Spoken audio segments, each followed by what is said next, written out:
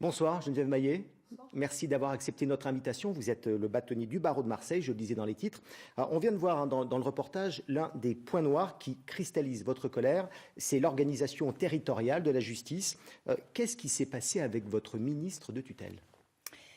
Ce qui s'est passé, c'est que la méthode est pour nous inacceptable dans la forme et dans le fond, parce que nous attendions d'avoir une concertation réelle.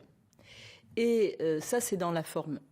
Et dans le fond, nous espérions une justice qui soit une priorité nationale et qui ne soit pas une méthode avec des systèmes, des barèmes, et surtout que l'on puisse continuer à amener le citoyen devant son juge. Vous avez le sentiment d'avoir été instrumentalisé? C'est pas une question d'instrumentaliser. On est instrumentalisé quand on travaille de concert. C'est pas le cas.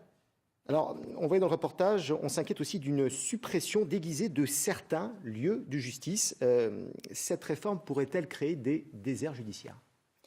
Quand vous avez des tribunaux d'instance et que vous en avez 7 dans notre région et qu'on vous dit qu'il n'y en aura plus que 2, est-ce que c'est un désert judiciaire pour vous?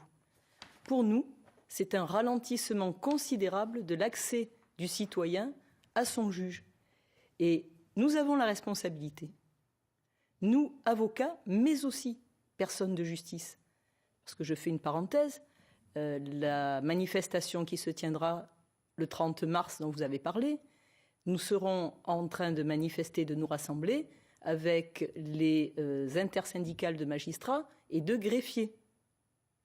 Donc cela signifie bien que dans toute la France, toutes les personnes qui assistent le service public de la justice, et nous avons une mission de service public, nous sommes auxiliaires de justice, ça n'est pas un débat corporatiste.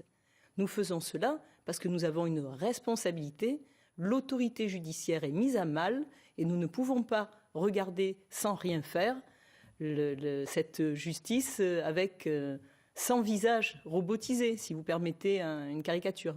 Votre confrère Alain Lotte parlait de l'expérimentation de tribunaux criminels. Est-ce la fin des jurys populaires?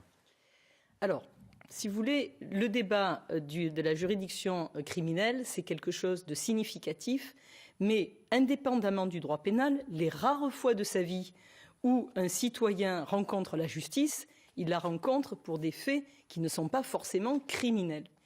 Et sans détourner le sujet, quand vous avez un divorce sans conciliation, je pense que cela touche beaucoup plus le justiciable, ou du moins autant que tous ces droits qui sont tous des droits fondamentaux. Quand vous avez un problème de pension alimentaire et qu'on vous dit vous ferez la queue à la CAF parce qu'il y aura un barème pour vous, si vous ne réagissez pas, si nous qui défendons des personnes, nous ne réagissons pas, alors c'est que nous ne respectons pas le serment qui nous a animés et pour lequel nous sommes tous effectivement debout. Merci Geneviève Maillet d'avoir accepté notre invitation sur le plateau du 19-20.